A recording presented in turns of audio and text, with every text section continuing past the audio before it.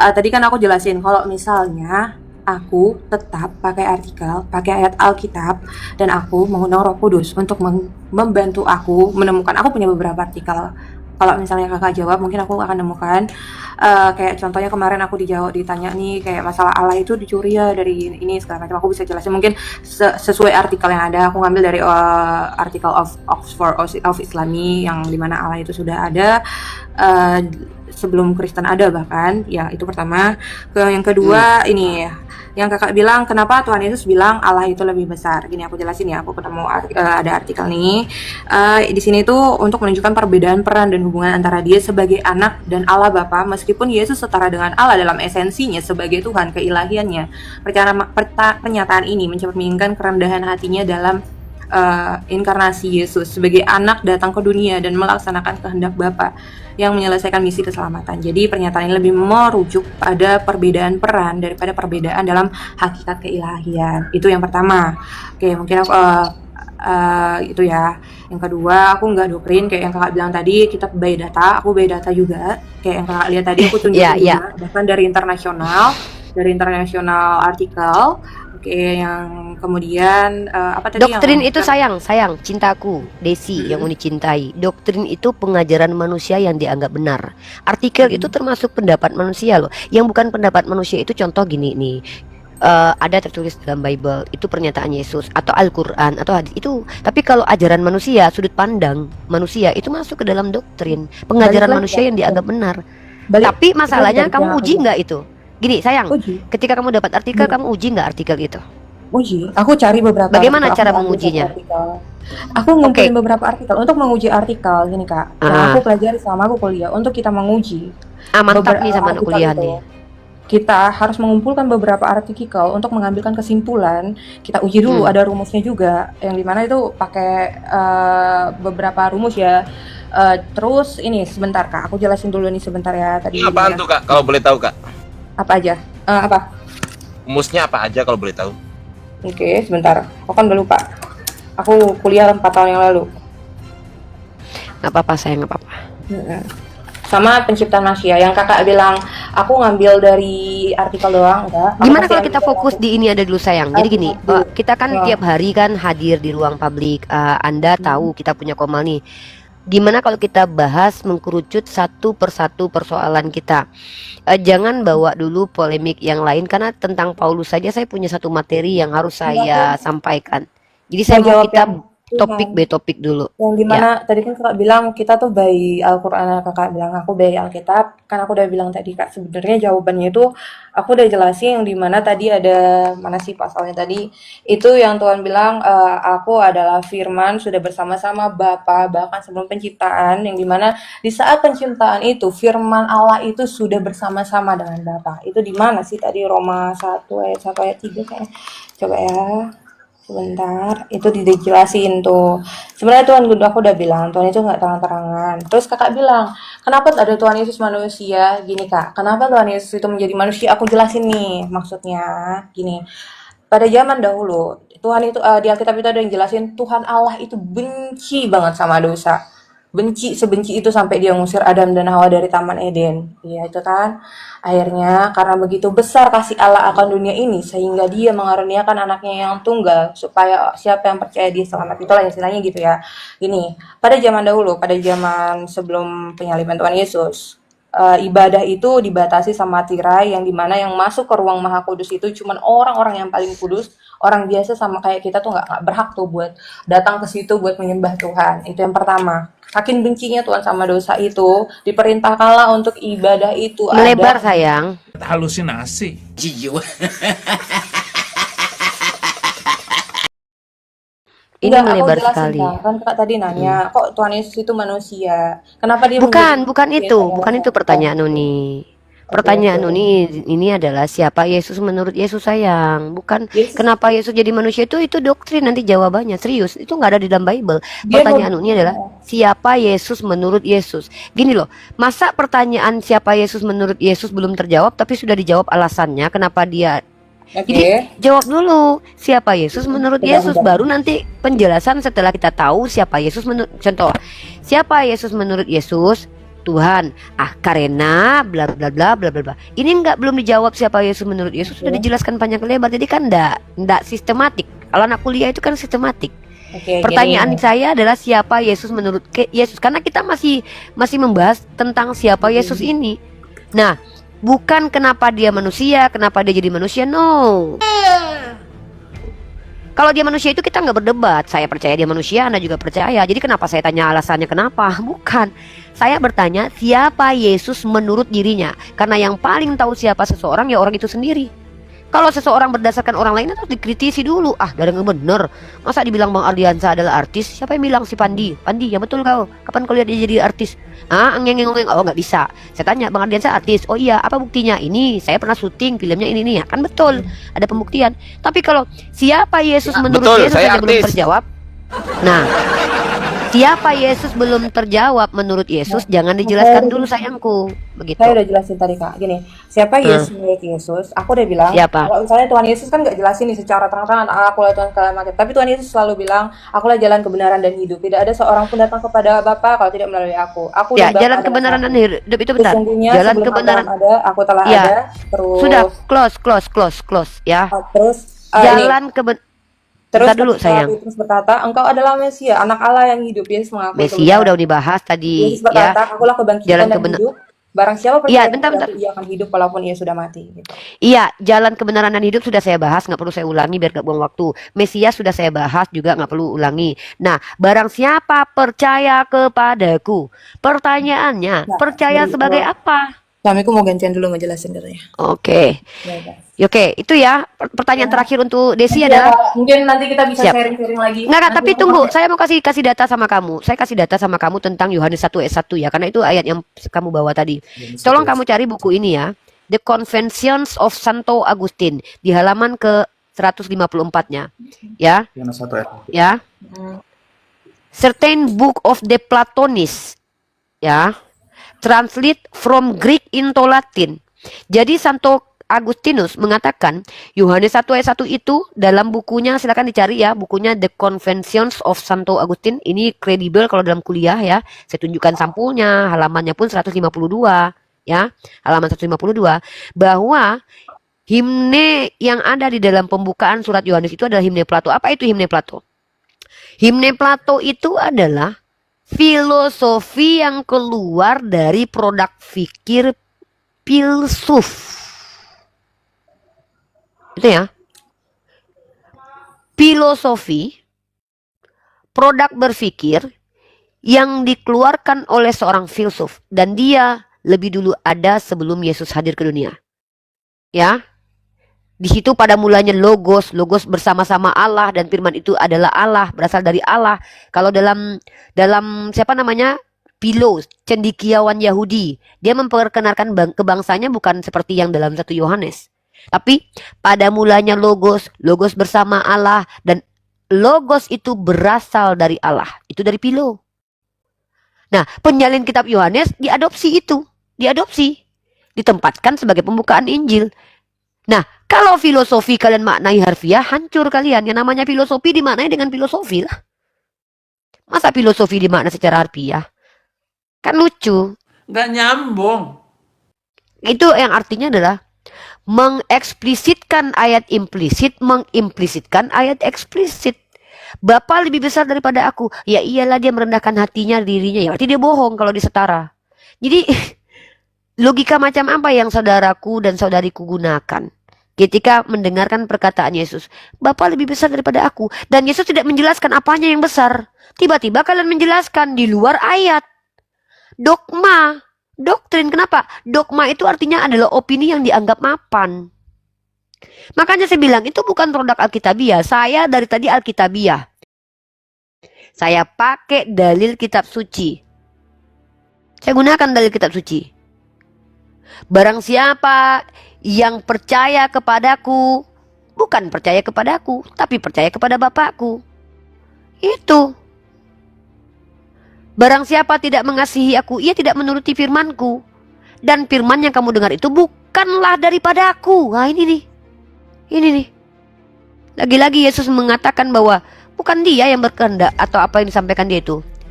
Barang siapa tidak mengasihi aku, ia tidak menuruti firman-Ku. Dan firman yang kamu dengar itu bukan daripada aku, melainkan dari Bapa yang mengutus aku. Loh, kok begitu? Kenapa? Karena yang namanya para nabi yang adalah jalan kebenaran, karena dialah yang bisa menjadi asbab kita sampai kepada Tuhan. Dalam Ulangan 18 ayat 18, seorang nabi itu bukan berfirman. Tidak ada nabi berfirman. Nabi itu penyampai firman. Siapa yang bilang? Ulangan 18. Seorang nabi akan kubangkitkan bagi mereka di antara saudara mereka, seperti engkau ini. Aku akan menaruh firman-Ku dalam mulutnya. Loh. Dan ia akan mengatakan kepada mereka segala yang kuperintahkan. Kenapa Yesus dikatakan memiliki kuasa dari dirinya sendiri dan setara dengan Bapa? Orang Yesus saja mengaku kok. Kalau seandainya aku berfirman, itu bukan punya aku, tapi punya Bapa. Kok malah kalian bilang itu firman Yesus? Kan itu fitnah kepada Yesus. Domba, penipu dalam nama agama. Itu kurang eksplisit apa ayat barusan itu? Lanjut Bang Ardiansa sama Timo ya. Siap. Oh ya, Timo sama Desi, terima kasih sudah diskusi bagus ya. Semoga apa yang saya sampaikan itu ada manfaatnya. Terlepas dari kepercayaan kita masing-masing yang berbeda, saya tidak ngajak kalian jadi Islam. Saya ngajak kalian untuk berpikir kritis ya, bukan untuk menjadi Islam. Karena syarat menjadi Islam itu harus berakal dan balik dan berakal. Gitu ya. Kalau nggak berakal, belum bisa bedain mana Tuhan mana manusia, jangan jadi Islam dulu lah. Repot kami nanti ya. Ya, assalamualaikum, izin dulu untuk menjauh dari perangkat. Waalaikumsalam. Waalaikumsalam. Lanjut Bang Ardi. Mantap. Kalau sama saya, ini adalah Bang, aku kajian. mau Kalau menengahi sama dulu saya tadi kajian, pembahasan Mbak Uni yang tadi. Kalau enggak, konsep udah kenabian selesai itu aja kan- sama Uniriva. Sama Uniriva udah selesai. Kalau sama saya kajiannya kitab suci. Supaya nggak salah paham dulu sampai sini. Konsep kenabian dalam Kristen itu bahkan sampai sekarang nabi masih ada, Bang. Bahkan pendeta pun Ya bisa udahlah, disebut itu nabi. terserah Anda. Ya udah, terserah Anda lah itu. Oke, sekarang kita kajian kitab suci kalau sama saya. Layak nggak kitabmu disebut kitab suci? Ya, jadi pertama kita cek dulu nih. Apakah yakin kitab Anda kan beriman, betul nggak? Betul, iman Kristen. Ada dasarnya kan, pasti kan? Oke. Oke, dasarnya apa? Keyakinan, Bang, Iya, keyakinan itu muncul dari mana? muncul dari kejadian-kejadian yang aku rasakan. Sebab itu Oh, nggak bisa menyamakan. berarti ya hampir sama lah ya kayak hampir sama lah ya kayak penyembah pohon lah ya, nggak perlu kitab suci ya.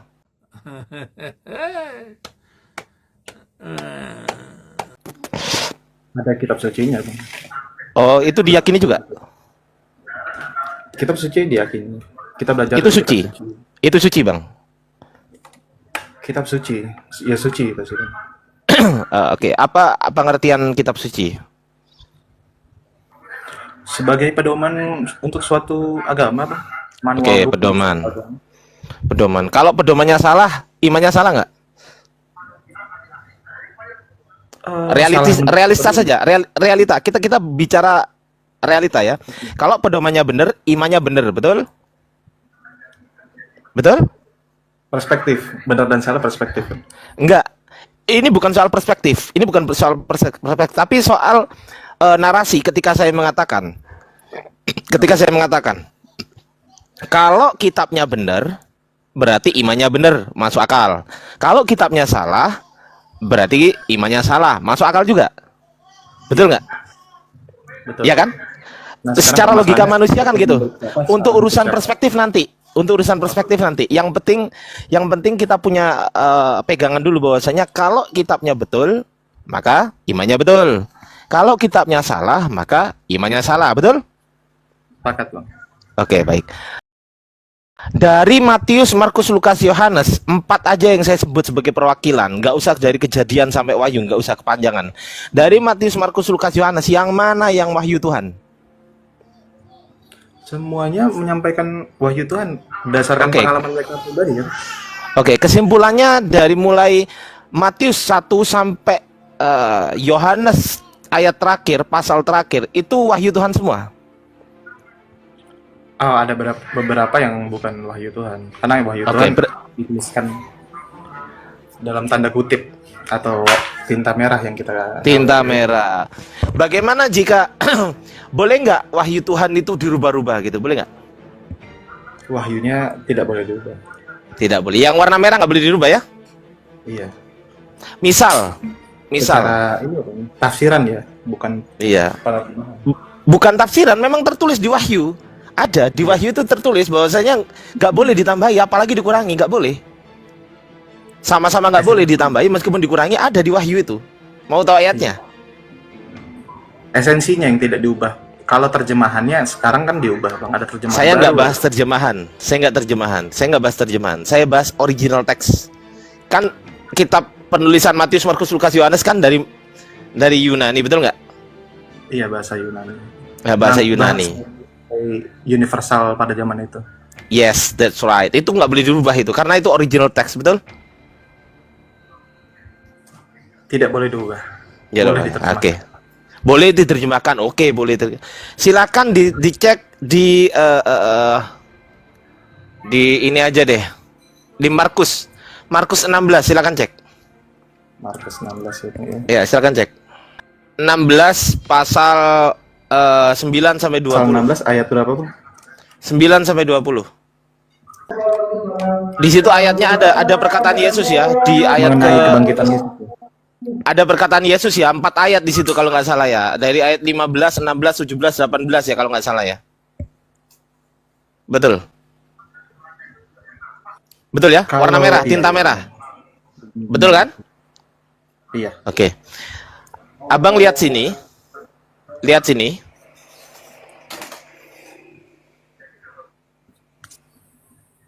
Udah? Udah, Bang? Abang lihat sini, udah kelihatan? Host, tolong digedein kalau ini host. Udah, Bang. Kelihatan host. Nah, oke ya. Oke ya. Di sini saya punya original text. Namanya Codex Sinaiticus. Ini adalah ditulis pada abad keempat. Ya, oleh orang Kristen sendiri. Kita baca dulu ya. Kita baca dulu. Apa sih Codex Sinaiticus itu gitu kan? What is Codex Sinaiticus? Apa Codex Sinaiticus? Codex Sinaiticus, a manuscript of the Christian Bible written in the middle of the 4th century, contains the earliest complete copy of the Christian New Testament. Paham kan bahasa Inggris kan? Aman ya? Aman ya? Aman, aman. Aman, oke, Aman, aman. Jadi ini adalah Saya juga kodeks paham. tertua. Hah? Oke. Di sini saya Bahasa punya Markus Rusia juga 16. Oke, Bang. Bahasa Yunani juga paham ya? Enggak paham. Bahasa Aramaik yang paham. Oh, nggak paham. Oke. Saya punya Markus 16. Ayatnya hanya sampai 8, Bang. Nih. Mari kita cek di sini. Ternyata yang terakhir adalah ya kan. Kai odeni oden epon epo buntu gar. Ternyata hanya sampai gar saja. Di ayat 8, Bang. Ayat 9, 10, 11, 12, 13, 14, 15, 16, 19, 20 itu nggak ada ayatnya ternyata di sini. Di Sinaiticus nggak ada ayatnya. Di Vatikanus, di Codex Vatikanus juga nggak ada ayatnya. Tahu Codex Vatikanus kan? Tahu kan? Iya, tahu. Di Vatikan. Oke. Belum Nah, selesai. ini Bang. saya punya nih. Oke, Vatikan tahu ya? Iya. Nah, perlu saya baca nggak? Nggak perlu kan? Nggak perlu ya? Ya. Kebaca, Di Pak, Vatikanus juga nggak ada. Ya, oke. Di Vatikanus juga nggak ada. Oke ya. Tiba-tiba pada abad kelima, Bang, yang namanya kodeksnya adalah Codex Bezae. Codex Bezae ini abad kelima ya. Nih, saya punya nih. Ini dari Universitas of Cambridge yang mengeluarkan digital library-nya. Digitalnya nih, nih tuh. Ini adalah kodeks. Ditulis pakai tulisan tangan. Manuskrip. Tiba-tiba, Bang, di sini Markus 16 ayatnya ada 9, 10, 11, 12, 13, 14 dan seterusnya. Oke. Yang tadi kan Ini abad 8 kelima. versi. Ini abad- verse. Iya, verse itu bukan versi, Bang. Verse itu ayat, Bang. Verse itu ayat, bukan versi. Loh ini loh. Ini loh. versi ini loh. Ini ayat, Bang. Ayatnya cuma sampai 8, 9 sampai 20-nya nggak ada. Coba coba dibuka, Bang. Soalnya aku Ini? nemu fakta menarik nih Nih, mengenai kodeks Sinaiticus yang baru ditemukan Ya, nih. pada tahun 1859, Bang. Loh ya memang ditemukannya pada tahun itu. 1859 ya, Bang, baru ditemukannya. Jadi belum bisa di Iya, Pastikan betul. Tapi keaslian. ditulis nggak bisa dipastikan. literasi. Kedua, P66, semua papirus yang ada di Kristen, bahkan semua kodeks, baik itu kodeks Vatikanus, kodeks Bezai, kodeks Washingtonianus, kodeks Bizantin, itu nggak tahu semua penulisnya, Bang. Semua nggak ada. Nggak Sebab jelas itu semua itu. kita nggak bisa memakai itu sebagai patokan Alkitab, Bang. Sampai situ Oke. kita udah Pertanyaan Kodeks saya Vatikan. sekarang. Pertanyaan saya sekarang. Bible yang ada gunakan ini ngambil dari mana? Saya tanya. Oke, kalau Abang lihat di internet, Abang bisa buka dari alkitabsabda.org, Bang. Nah, Alkitab Sabda itu ngambil dari mana? Saya tanya.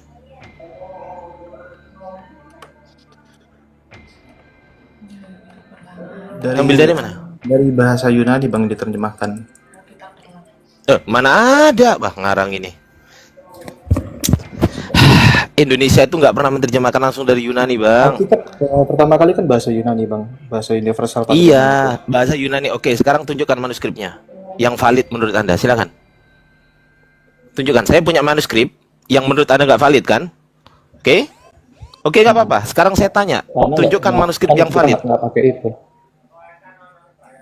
Loh, Yang Lah kita iya, pakai saya sekarang Alkitab yang sudah diterjemahkan. Bang. loh lah ya, Alkitab yang sekarang itu asal mulanya dari mana? Dari para murid yang menulis, Bang, sama aja kayak Al-Quran, para sahabat yang menulis juga. Enggak, saya tanya. Di atas. Manuskripnya apa namanya?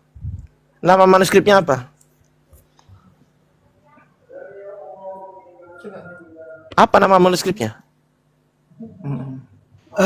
Izin gini, Bang Timo. Ini kodeks Sinaiticus ini, Bang. Kalau nggak ada kodeks ini, kitab Anda yang sekarang itu nggak bakalan ada. Paham nggak? Betul. Kodeks Sinaiticus ini, Bang. Dari mana itu, Bang? Ini dari abad keempat, Bang. Bang, saya kasih tahu ya. Saya kasih tahu ya, Bang. Bang, saya kasih tahu. Saya kasih tahu ya, Bang. Saya kasih tahu, Bang. Kodeks tertua yang ditulis, yang sampai sekarang masih ada, tertua ya, dan paling lengkap itu hanya ada di Sinaiticus, paling lengkap. Kalau nggak percaya, silahkan kita cek. Kodeks dari semua kodeks, mulai Vatikanus, Sinaiticus, apalagi Bezai, apalagi Washingtonianus, apalagi semua dari semua kodeks itu yang paling lengkap Anda temukan di sini, Bang. Anda mau saya carikan kodeks lain yang nggak lengkap juga? Banyak. Ini yang paling lengkap nih. Gini deh. Sekarang gini. Tampilkan kodeks yang lebih lengkap dari Sinaiticus. Silakan. Oke, kalau cuman membantah itu nggak valid, anak SD juga bisa kan. Sekarang tampilkan yang lebih lengkap isinya daripada Sinaiticus, kodeks. Silakan. Aku bisa bilang itu nggak valid karena itu baru diketemukan di abad ke-19, Bang. Oh, saya juga bisa bilang nggak valid, bahwasanya. Bahkan saya juga bisa. kita nggak pakai. Iya. Nggak pakai kitab kodeks Sinaiticus itu. Saya juga bisa bilang bahwasanya kitab yang Anda pegang tuh dari abad 20, nggak valid juga itu. Imbang kan? Lebih tua mana? Imbang kan? Lebih tua mana? Ayo. Dicas dulu. Enggak, Bang Timo. Kok nggak paham Tujuannya sih, aja, Bang? Bang. Bang Kalau Timo. Bang Timo, izin, brother. Kok nggak paham sih kalau nggak ada kodeks Sinaiticus yang abad keempat itu, Bible kalian itu mulai dari abad ke-5 sampai abad ke-20 nggak bakalan ada. Nggak paham sih? Kok nggak paham? Lanjut. Itu terlengkap. Tadi Lanjut, saya dengar ini bocah, saya kan dari tadi nyimak ya. Bahkan ini saya lihatkan di YouTube. Tadi ada pertanyaan Anda tertunda toh. Siapa yang penulis Al-Qur'an? Iya. 40 sahabat Nabi itu. Iya ya. Itu aja bang. Jadi begini loh bro, Al-Quran itu diwahyukan ya Allah Subhanahu Wa Taala ke Nabi Muhammad Shallallahu Alaihi Wasallam melalui perantaraan malaikat Jibril. Itu tidak membawa teks, tapi bersifat hafalan. Oke, Karena buta hafalan ya. Oke. Terus kemudian Nabi Muhammad Shallallahu Alaihi Wasallam menghafalnya. Oke. Oke. Kemudian Nabi Muhammad Shallallahu Alaihi Wasallam mengajarkan kepada sahabat berbentuk lisan, oral. Kalaupun ada para sahabat yang berinisiatif menulis, misalnya Anda tanyakan tadi di media-media pelapa kurma, lempengan batu, daun lontar, kulit binatang, kayu, pelana, potongan tulang dan binatang, kan begitu. Ada yang nanya. Jadi sahabat yang terkenal menulis Al-Quran itu Said bin Sabit, Ali bin Abi Thalib, Muawiyah bin Abu Sofyan, Ubay bin Ka'ab. Dan masih ada juga sahabat yang lain seperti Abu Darda, Sa'ad bin Ubaid, Abu Zaid dan seterusnya, kan begitu. Kalaupun seandainya nih tulisan itu Al-Quran tidak ada di muka bumi ini gitu ya, nggak ditemukan, ya Al-Quran tetap utuh di dalam kepala umat Islam. Belum 40 bang, belum 40 Apa itu? penulisnya. Ya itu Penulisnya aja yang saya sebutkan gitu ya. Oh, berarti Ya, pemahaman kita dengan Alkitab kita sama ya bang. Kita nggak tahu sepenuhnya. Tahu semua banyak, tapi ini kan menyita waktu kalau saya sebutkan semua kan gitu ya. Nggak apa-apa bang. 40. Ya saya nggak membuang waktu untuk itu gitu. Ada 40 sahabat, ya tenang aja. Jadi ada aja penulisnya nggak jelas kok. Jadi tenang dulu. Jangan bantah saya dulu. Saya naik baik-baik. Kamu diam dulu di situ gitu. Saya belum kelar. Jawabannya bisa dipakai tuh bang buat selanjutnya. Jadi kalaupun misalnya itu Al-Quran tidak ada tulisannya, umat Islam itu Al-Quran berjalan. Gitu ya, kami sholat itu tidak perlu baca teks. Karena kami diajarkan dari kecil untuk menghafal. Al-Quran yang tertulis hilang di muka bumi ini 1 jam kemudian nongol kembali. Kami berdasarkan hafalan. Tapi hafalan kami sesuai yang tertulis yang ada di Al-Quran. Nggak ada yang hilang. Makanya Al-Quran diminta silahkan mencari kekurangan Al-Quran atau buat semisal Al-Quran. Al-Quran itu menantang orang-orang berpikir. Al-Quran itu menantang orang-orang bisa menandingi Al-Quran. Sekali lagi saya ulang ya. Al-Quran itu hafalan. Oke? Jadi kalau Anda mau mengkritik itu silakan saja. Ya, jadi Anda cari aja deh yang mana yang kurang di dalam Al-Quran. Kalau Bible, waduh, mereka bertentangan satu sama lain, begitu. Ya, giliran Anda saya tanya nih. Oke. Bener gak sih ada Bible di zaman Bible atau Injil lah di zaman Yesua Amasya. Di zaman Yesua Amasya masih hidup, Bible-nya mana? Atau Injilnya mana? Bisa dijelaskan? Oke. Pertama kami tidak mengenal Injil bang. Injil itu adanya hanya di Al-Quran. Ya udah Bible lah. Bible. Oke. Bible-nya Yesus itu waktu Yesus hidup yang mana? Ini udah beda lagi bahas ini. Hah? Sorry bang. Bible Yesus waktu hidup yang mana? Oh, sama halnya dengan Muhammad bang. Kami tidak. Lu jawab gimana sih? Lu jawab dulu pertanyaan gue. Bible-nya Yesus waktu Yesus hidup itu yang membaca mana? Alkitab, Bang. Tidak membaca Alkitab. Hah? Beliau memfirmankan Alkitab, Bang. Yang mana? Firman yang pertama di firman kan Yohanes 17:8 ya. Segala firman yang telah ku terima telah ku sampaikan kepada mereka. Saya mau nanya, firman yang pertama kali diajarkan Yesus itu kepada muridnya firman yang mana? Yohanes 17:8 ya. Iya. Firman yang pertama kali diajarkan Yesus kepada muridnya, firman yang mana?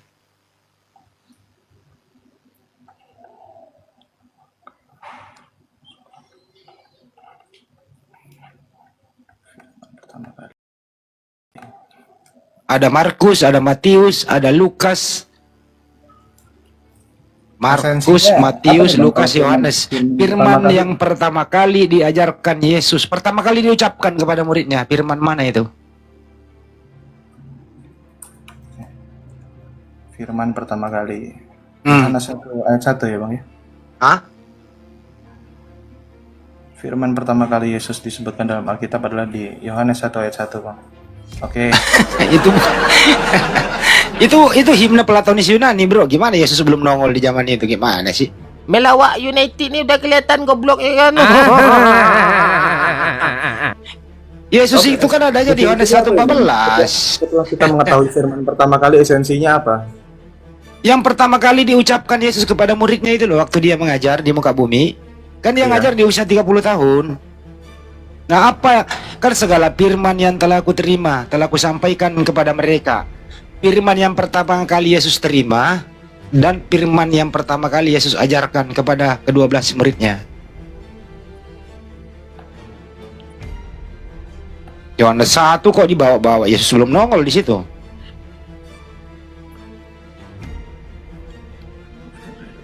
Apa saya ulang lagi, segala firman yang telah aku terima telah aku sampaikan kepada mereka, dan mereka menerimanya, bahwa mereka percaya bahwa Engkaulah yang telah mengutus aku. Artinya di sini Yesus menerima firman. Pertanyaan, firman apakah yang pertama kali diterima oleh Yesus, dan firman apakah yang pertama kali yang diajarkan itu kepada muridnya? Yesus ajarkan ya. Kalau di Al-Quran jelas lu tanya ya cepat jawabnya. Kalau di Al-Quran di Al-Alaq Bang. Ya pintar lu. Sekarang ya mana firman pertama itu kan perlu juga kita tahu bro yang mana. Jangan-jangan nggak ada firman itu. Kalau firman pertama Yesus ya dari kitab Kejadian sebenarnya Bang. Kalau yang Loh, abang kok kejadian itu kan punya Musa. kalau abang tanya ajarkan yang diajarkan di mana? Yohanes 1 ayat 1. Ya ikut Yohanes 1 Yesus sebelum nongol di muka bumi itu. Sebentar ya Bang. Gimana sih lu? Sabar. Iya Yohanes 1 Yesus sebelum nongol coy. Duh gimana ya cara jelasinnya? Duh gimana nih ya? Kalau Yohanes 1:14 Bang Andi kan masih bayi Yesus kan? Masih bayi, Mas Firman telah menjadi manusia, masih bayi dia, belum apa-apa. Masih perlu perjalanan waktu 30 tahun.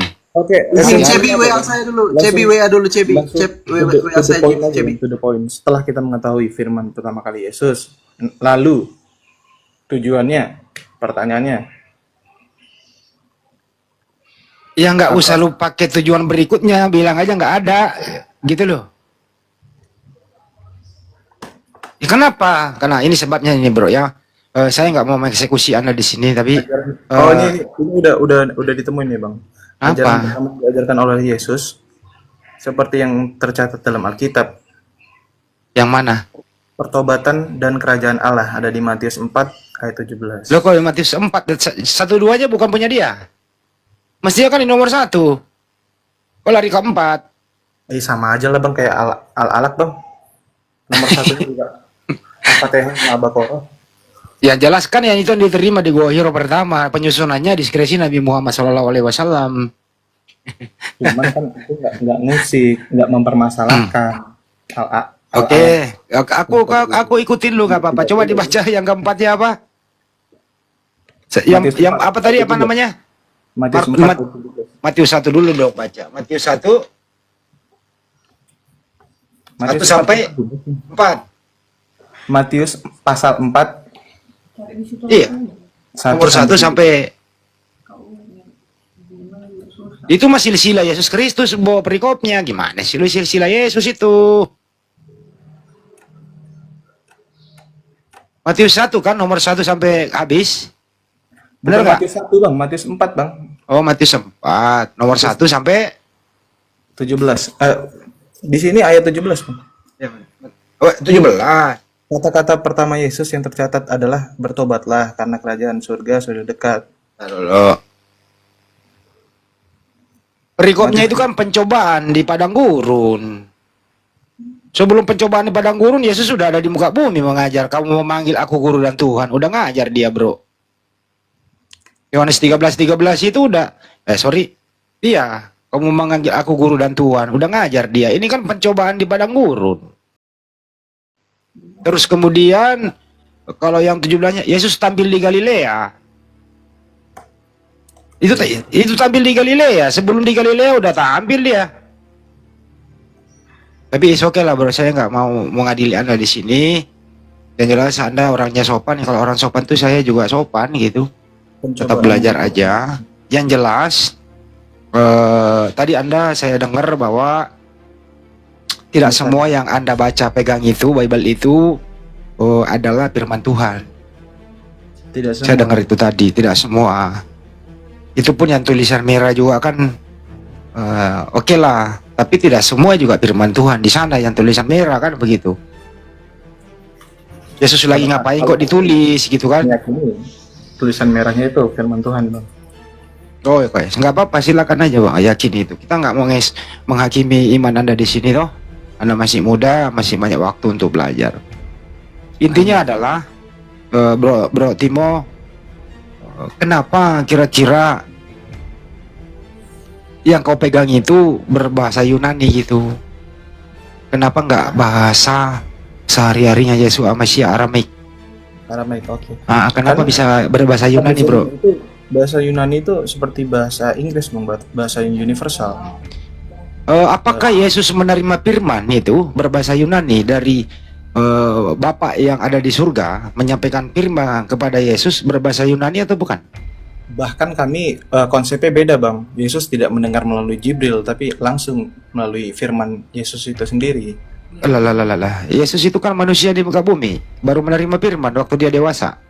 Yesus itu firman, manusia itu sendiri, Bang. Loh, Yesus bukan firman itu apa sih? Firman yang telah menjadi manusia. Enggak, firman itu apa artinya? Firman bisa suatu gagasan, akal pikiran. Kata, perkataan Tuhan. Bahasa sederhananya. Kan Yesus bukan perkataan, dia manusia. Namun di kitab Kejadian, firman telah menjadi manusia, Bang. Itu yang dari situ lah mindset Kok kita di udah Kejadian di Yohanes 1:14 nggak ada tuh Yudaisme firman menjadi manusia, nggak ada.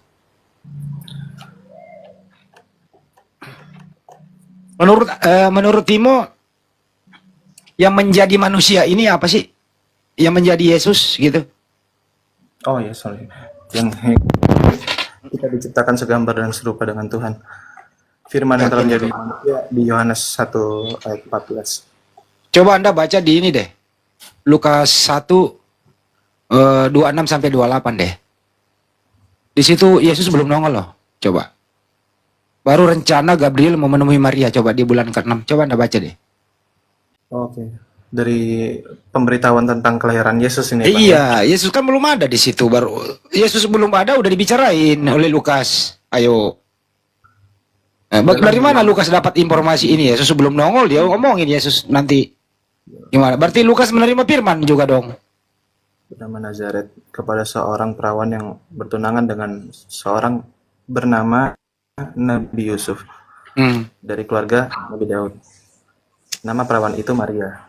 Ketika malaikat itu masuk ke rumah Maria, ia berkata, "Salam, hai engkau yang dikaruniai." Ya, yang Anda baca ini Yesus sudah nongol apa belum?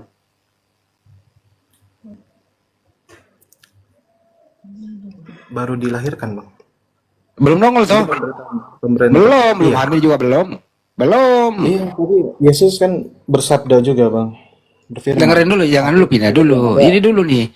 Menurut Anda, yang Anda baca barusan itu Yesus sudah ada apa belum ada? Manusianya baru akan ada, Bang. Baru akan Ya memang ada. Yesus manusia, bilang aja belum ada gitu.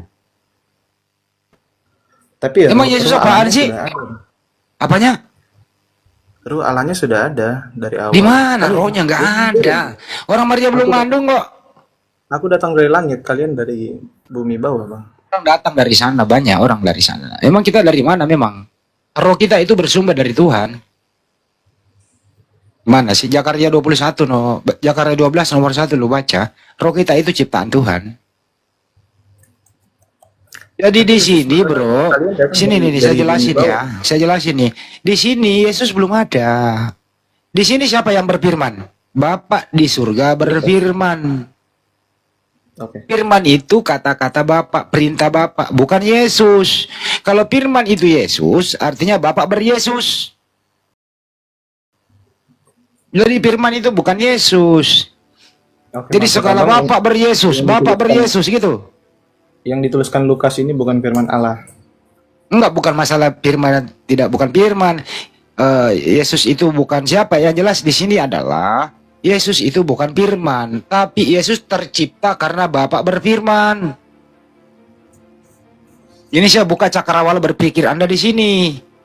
Maria itu mengandung karena Bapa di surga mempunyai kehendak berfirman agar Bunda Maria hamil. Gabriel mengantarkan berita ini.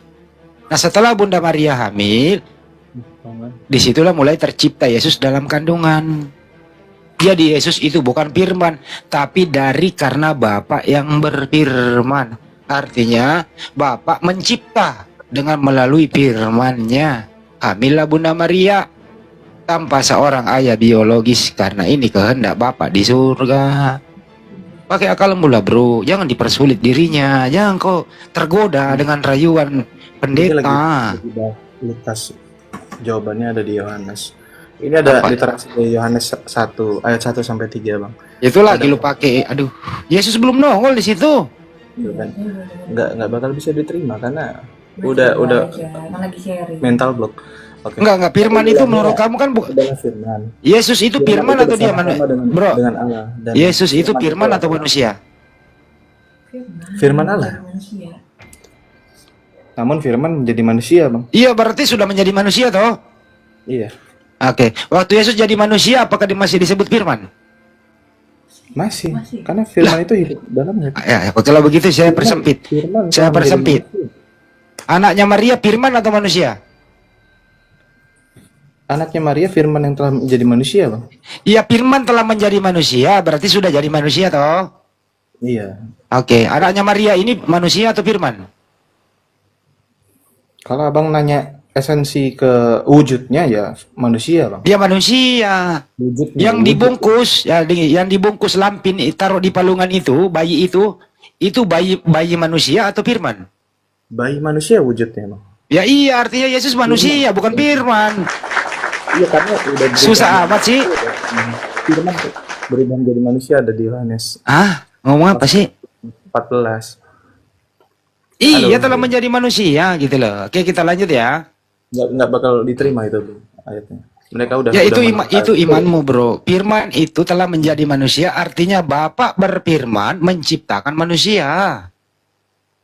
Tuhan di surga itu berfirman menciptakan manusia. Tuhan di surga itu berfirman hamil Maria. Susah amat sih lu, Bro. Di sini tuh jelasin. Menurut kamu Yesus itu ciptaan apa pencipta? Untuk dua orang ngomong aku bingung dengerin yang mana. Bro, menurut kamu Yesus itu pencipta atau ciptaan? Yesus itu anak Allah. Melawak United nih udah kelihatan goblok ya kan. Saya nggak nanya anak siapa. Yesus itu diciptakan atau dia pencipta? Kalau hakikatnya sebagai manusia dia diciptakan Bapa Allah. Oke, berarti diciptakan. Nah, kalau pantas nggak yang diciptakan ini dia adalah Tuhan? Pantas saja, Bang, di Alkitab manusia bisa menjadi Tuhan. Oh, berarti Yesus. Tuhanmu memang ciptaan begitu ya? Iya. Ya Tuhanmu ciptaan Tuhan. Iya. Doktrin Oke. yang aku pelajarin seperti itu. Doktrin yang kau pelajari. Baca Roma 14:9 coba, Bro. Ada Roma 14:9. Di situ doktrin mau masuk. Coba baca, Bro. Gua salut sama lu jujur. Roma 14 nomor 9. Itu doktrinmu di situ. Roma 14 ayat 9. Iya. Cuman yang aku heran kenapa ya? Kenapa umat Kristen ini selalu dianggap stigma buruk gitu dibanding agama yang lain, padahal kita masih sejalur, masih Abraham. Enggak. Kami nggak pernah memberikan stigma buruk kepada agama pun. Ini nge-framing aja. Sambil lu persiapkan itu saya jelaskan kalau udah ada lu skip gue ya, artinya lu stop gue. Jadi kami tidak pernah, umat Islam itu tidak ada tendensi apapun stigma buruk kepada agama siapapun. Yang sering kita bahas karena terjemahan Bible ini yang masuk ke Indonesia itu sangat banyak manipulasinya begitu. Jadi harus tiap hari diluruskan agar penggunanya tersadarkan bahwa pengguna yang Anda pegang itu adalah hasil manipulasi terjemahan yang banyak mengambil istilah-istilah Al-Quran disalahgunakan. Artinya Bible yang dibawa oleh Belanda itu diganti sampulnya menjadi Alkitab. Alkitab nama lain Al-Quran. Anda sudah baca tadi Yohanes 1 en halke en hologos kai hologos en proton theos kai theos en hologos dirubah menjadi pada mulanya adalah firman, firman bersama-sama dengan Allah, firman itu adalah Allah. Padahal kalau diterjemahkan jujur, pada mulanya adalah logos, logos itu bersama-sama dengan theos, logos itu adalah theos. Atau di Indonesiain pada mulanya adalah kata-kata, kata-kata itu adalah dewa, dan seterusnya begitu. Karena Ella ini nggak mau jujur menerjemah, makanya harus diluruskan terus begitu. Udah ketemu Bang Roma. Ya silakan baca. Karena untuk inilah Kristus telah mati dan hidup kembali. Mati dan hidup kembali, yaitu untuk menjadi Tuhan atas orang mati maupun orang hidup. Nah, jadi syarat Yesus menjadi Tuhan oleh Paulus, dimatiin dulu di tiang salib, baru dihidupkan kembali menjadi Tuhan. Bener kan? Jadi mantan manusia yang dimati, kemudian ini anaknya Maria dimatiin, dihidupkan kembali, baru menjadi Tuhan. Bener loh bacaannya kan? Jadi Yesus itu Tuhan, Tuhan yang dijadikan oleh siapa? Kalau dalam janji Taurat memang itu harus terjadi, Bang. Kau usah kesana dulu. Nanti panjang kalau kesana, nggak ada nubuatan Tuhan. Tuhan itu nggak dinubuatkan. Anda percaya nggak? Artinya apa? Manusia ini menjadi Tuhan loh oleh Paulus. Udah baca kan sampean? Iya, memang itu yang kami percaya, Bang. Iya. Diperkuat dengan Kisah Para Apostolos 2 nomor 36. KPR 236 coba buka. Kita apa? Sorry. KPR 236. Kita apa, Bang? Kisah Para Apostolos 2 nomor 36. Saya enak mendengarnya Kisah Para Rasul. Kisah Para Apostolos. Kita para rasul kali, Bang. Rasul itu seorang yang menerima wahyu dari Allah Subhanahu wa taala, punya kitab wajib disampaikan kepada umatnya. Itu rasul itu dari bahasa Arab, dari Al-Qur'an. Kalau Yunaninya dari bahasa Yunaninya kamu itu apostolos. Diterjemahkan ke bahasa Inggris itu messenger of God, diterjemahkan ke bahasa Indonesia itu utusan. Jadi jangan lagi apostolos lu bilain rasul. Salah itu. Tidak pantas seorang Paulus menyandang rasul. Dia sandangannya atau predikatnya adalah apostol. Enggak. Nabi menurut Muslim beda nama, nabi menurut kita beda. Nggak ada nabi di Biblemu, nggak ada nabi di original text, nggak ada rasul di original text, nggak ada. Cari, nggak nemu. Beda bahasa. Mereka nabi itu nabi yang diutus, messenger. Kalau kita nabi, pendeta pun bisa nabi yang Kagak ada nabi di original text, kagak ada rasul di original text Biblemu, bro, nggak nemu. Nabi itu adanya di Al-Quran, rasul itu adanya di Al-Quran. Yang ada di Biblemu itu apostolos. ini aja dulu tahu. Diskusi juga dia di situ. Iya, makanya bingung nih, jadi ada dua orang ngomong. Oh iya, nggak apa-apa. Coba buka. Aku kan paham maksud Abang, rasul dalam Islam atau rasul dalam Kristen itu beda makna, Bang, beda konsep. Ya makanya jangan pakai istilah itu. Lu pinjam istilah itu, saya bilang tadi Ella ini tipu-tipu. Meminjam istilah dengerin. Saya bilang tadi ini, dengerin. Ya, penerjemah di Indonesia ini penipu gitu loh, bro. Lu ada pinjam istilah Al-Quran, disalahgunakan, diajarkan kepada kamu. Kamu menjadi korban sekarang. Coba lo ambil Google Translate. Apostolos itu diterjemahkan ke bahasa Indonesia apa coba? Anda buka coba King James versionnya. Emang rasul di situ? Bukan. Bukan rasul di situ. Hanya di Indonesia ini gitu loh. Bukan rasul. Coba lihat di bahasa Inggrisnya. Domba, penipu dalam nama agama. Oke, yang kita pakai ini kan terjemahan baru ya, Bang. Kita pakai ya makanya terjemahan itu makanya saya bilang kami sebenarnya nggak mau menghina Anda, kami hanya ingin meluruskan karena terjemahan itu banyak yang keliru, bro. Itu ada di KBBI, Bang. Sorry. Makanya dipakai coba buka literasinya aja, nggak usah diomongin. Itu ada artikelnya. Diklik aja yang di bawah. Kisah Para Apostolos, Kisah Para Apostol. Ya udahlah, silakan buka deh. Jadi bingung, Bang. Di sini soalnya di Alkitab kami Kisah Para Rasul. Bunglon.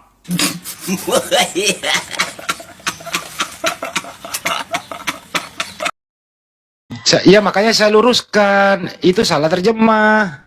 Bukan. mana? Emang kita pakai Nggak bahasa bisa, Bi. Indonesia yang Mereka baik? nggak terima mereka. Nggak jelasin kalau itu ada di KBBI, rasul itu ada di KBBI, kita mentranslate ke bahasa Indonesia sesuai dengan KBBI, Sama makanya aja diubah. nggak terima. Ya kenapa lu ambil kata rasul lu terjemahin ke Indonesia? Ya rasul itu bukan bahasa Indonesia, rasul itu bahasa Arab. Bahasa Indonesianya adalah utusan. Bahasa Yunaninya dengerin. Bahasa Yunaninya apostolos. Bahasa Indonesianya utusan. Gitu loh. Nah, kalau kamu ingin memakai kata rasul, jangan disalahgunakan. Gitu aja. Jadi banyak penggunaan istilah Islam, istilah Al-Quran dipakai dalam terjemahan musalah. Kenapa? Udah diserap ke KBBI ya, Bang. Bahasa rasul ini udah diserap ke KBBI. Apa? Jadi itu bukan Maknanya apa? bahasa Artinya apa? Orang yang menerima wahyu Tuhan untuk disampaikan kepada manusia. Oke. Paulus itu menerima wahyu nggak dari Tuhan?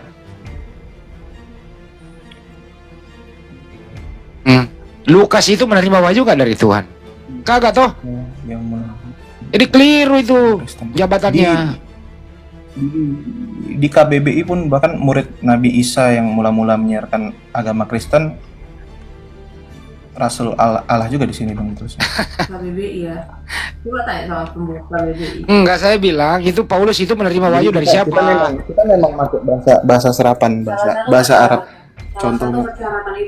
Terus kenapa sih Kristen mau ke Arab-Araban? Emang Kristen dari Arab?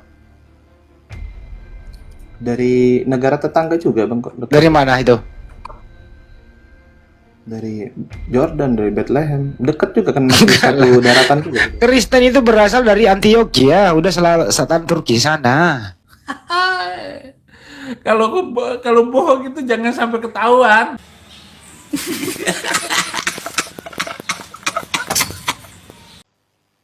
Bangsanya juga bangsa Israel kami dari Di mana Nabi pertama Nabi kali sebelum- orang disebut Kristen?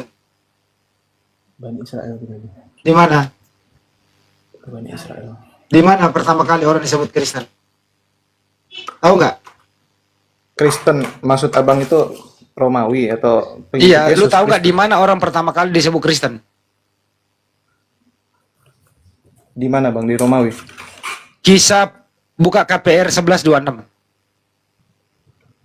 KPR 1126. 1126. Tolong dicari dulu yang disuruh dicari dulu, jangan yang lain, Bi. 1126. Terlalu dalam nggak ngerti dia, nggak apa-apa lah, orang kita belajar kok di sini kan. Iya, nggak apa-apa. Kisah para Rasul 11 ayat 26. Ya. Dan di sana di Antioquia murid-murid itu untuk pertama kalinya disebut Kristen. Antioquia itu di mana? Antioquia. Kita cari ya. Di Turki Selatan, udah kayak Eropaan bro. Assalamualaikum warahmatullahi wabarakatuh. Alhamdulillah mampir sejenak. Waalaikumsalam warahmatullahi wabarakatuh. Ya, masya Allah, luar biasa. Ada Bang Bunga nih. Nah, Iya. gantiin saya Bang, capek kepalaku. Saya bentar aja, Iya, soalnya saya ada jadwal gitu. Iya, Murtadin ya? iya. Murtadin. Wow, keren. Masya Allah. Bisa nggak tuh yang membuat adik ini jatuh cinta kepada agama yang sekarang? Misalnya gini, ketika Anda masuk Kristen ada jaminan masuk surga. Oh, oke. Aku sebelumnya aku luruskan dulu ya, Bang. Kita pertama kali kenalan itu kita saling belajar agama masing-masing, Bang. Jadi ada 2 tahun lah kita berdebat sampai akhirnya aku diselamatkan, aku bisa mengerti menerima Yesus sebagai juru selamat. Oke. Baru kita disatukan oleh pernikahan ya, Bang ya. Oke, Jadi baik. dari awal kita bukan langsung pindah gitu loh. Iya, nah sekarang saya pingin, kan adik ini 2 tahun, berarti kan ilmunya sudah mencakup sampai menjadi pilihan hidup murtad. Itu kan hak prerogatif masing-masing orang. Nah, saya pingin jatuh cinta dengan keadaan itu. Ada nggak kemudian ilmu yang bisa saya pahami, begitu saya pindah ke Kristen, saya ada jaminan dari Yesus untuk masuk surga. Karena orang beragama itu kan endingnya surga. Orang masuk Islam endingnya surga, orang masuk Kristen endingnya surga. Ada nggak di Kristen itu jaminan surga dari Yesus langsung? Oke. Jaminan surga itu sendiri nggak ada ya bang. Kita nggak dijamin masuk surga kecuali kita menjadi Kristus. Sementara Nah, itu kehidupan dia, Kristus itu dia yang saya minta, itu dia yang saya minta. Di mana tertulis itu jaminan surganya apabila kita menjadi Kristus? Itu tertulis di mana? Kalau yang aku pahami sekarang, tidak ada keselamatan melalui aku, firman Tuhan Yesus. Tidak ada keselamatan. Yang saya tahu loh, yang saya tahu jaminan untuk Kristen itu neraka dari Yesus. Itu yang saya tahu. Tidak kemudian tentu. Dari ayat apa itu bang? Biar sama-sama kita baca. Matius 7 nomor 22 sampai 23. Disimpan dulu. Iya, silakan. Melainkan dia yang Melainkan? melakukan kehendak Bapakku yang di sorga. Iya. Pada hari terakhir banyak orang akan berseru kepadaku, Tuhan, Tuhan, bukankah kami bernubuat demi namamu dan mengusir setan demi namamu dan mengadakan banyak mukjizat demi namamu juga? Pada waktu itulah aku akan berterus terang kepada mereka dan berkata, aku tidak pernah mengenal kamu, enyahlah daripadaku, kamu sekalian pembuat kejahatan. Oke. Yang diusir ini siapa? Dari pemahaman kami ini untuk orang Farisi, Bang. Khusus untuk orang Farisi yang mengetahui kehendak Tuhan tapi tidak menjalankan, tidak berlaku Kristus seperti yang seharusnya. Oke, Paulus orang Farisi atau bukan? Paulus orang. Sebentar ya, Bang. Pada Oke, sekarang yang mengaku Farisi di sini Paulus kan? Iya, pergumulannya dia pernah menganiaya orang. Oke. Sekarang ketika adik tadi membaca Matius 7 nomor 21, kan ungkapan saya, jaminan Yesus terhadap orang Kristen itu adalah neraka, kan gitu ya. Kenapa saya katakan neraka? Karena orang jahat. Di dalam Matius 13 nomor 5, orang jahat itu dilemparkan ke dalam api neraka. Setahu saya, yang memanggil Yesus Tuhan itu Kristen. Yang bernubuat, mengusir setan, bermujizat pakai nama Yesus itu Kristen, tak ada yang lain. Orang Yahudi kagak. Itu yang pertama. Yang kedua, di data 21-nya, melainkan yang melakukan kehendak Bapa. Kehendak Bapa itu perjanjian baru atau perjanjian lama? Di kitab apa itu, Bang? Enggak, sekarang pertanyaan saya, kehendak Bapa itu tertuang di perjanjian lama atau di perjanjian baru? Ada di keduanya ya. Di mana Bapak berfirman ke Lukas, Bapak berfirman ke Markus, Bapak berfirman ke Paulus? Ada nggak Bapak pernah berfirman kepada penulis kitab Wahyu? Di perjanjian baru. Bapak langsung. Kitab Lukas. Bapak langsung ngomong ke? Iya. Mana? Di mana Bapak ngomong kepada Lukas? Inilah anakku yang kehendaki, kepada dialah aku berkenan, apa yang ada dikatakan itu yang aku katakan. Itu ada di Alkitab. Bukan ada di kitab pertanyaannya. Pertanyaannya Pertanyaannya kan harus kehendak Bapak, bukan kehendak Lukas. Kehendak Bapak, melainkan mereka yang melakukan kehendak Bapakku yang ada di surga, bukan Bapakku yang ada di Antioquia. Kalau Bapakku yang ada di Antioquia itu Paulus. Yang di surga itu bukan Paulus. Sedangkan Kristen menyembah Yesus itu kehendak Paulus. Sekarang kan Yesusnya mengatakan, melainkan dia yang melakukan kehendak Bapa. Nah, Bapak mau enggak Bapak ini agar anaknya dibunuh? Itu dulu. Karena di ujung pernyataan Yesus, enyahlah daripadaku, kalian semua adalah pembuat kejahatan. Matius 13:50, pembuat kejahatan dilemparkan ke dalam api neraka. Inilah darahku, darah perjanjian ditumpahkan bagi banyak orang untuk pengampunan dosa. kitab apa itu? Di Matius Paulus. dikatakan, ini adalah darahku, darah perjanjian yang ditumpahkan bagi banyak orang untuk pengampunan dosa. Jadi dalam konsep Kristiani ya Bang ya. Di Ya, Matius perjamuan terakhir. 26 ayat 28. Ini adalah darahku, darah perjanjian yang ditumpahkan bagi banyak orang untuk pengampunan dosa. Itu yang kami Oke. itu pedoman kami Oke. penempatan Yesus disalibkan. Baik, adik-adik dengarkan saya. Yesus ketika kemudian mengajarkan dirinya kepada Bani Israel, dia mengajarkan bahwasanya akan datang kemudian penyesat yang memakai nama Yesus. Lukas 21 nomor 8. Waspadalah kepada penyesat yang datang kepadamu dengan memakai nama Yesus.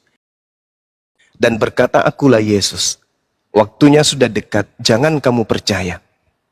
Nah, orang Yahudi ketika berbicara mengenai darah, itu darah hewan. Ketika berbicara mengenai daging, itu adalah roti. Roti beragi, bukan manusia, bukan darah manusia.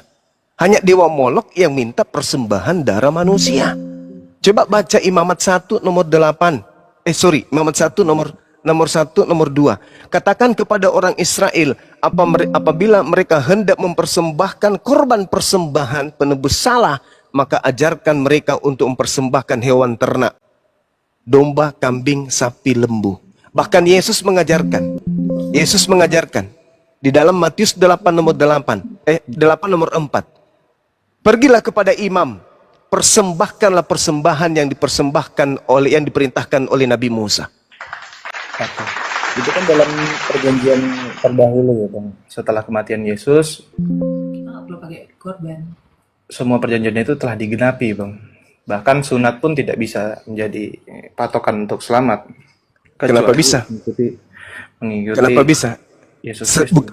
Bukankah sunat itu perjanjian kekal?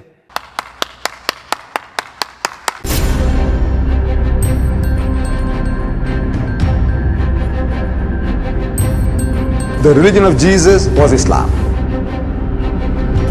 Because with Allah, there is only one religion. He says, Inna dina indallahi al-Islam.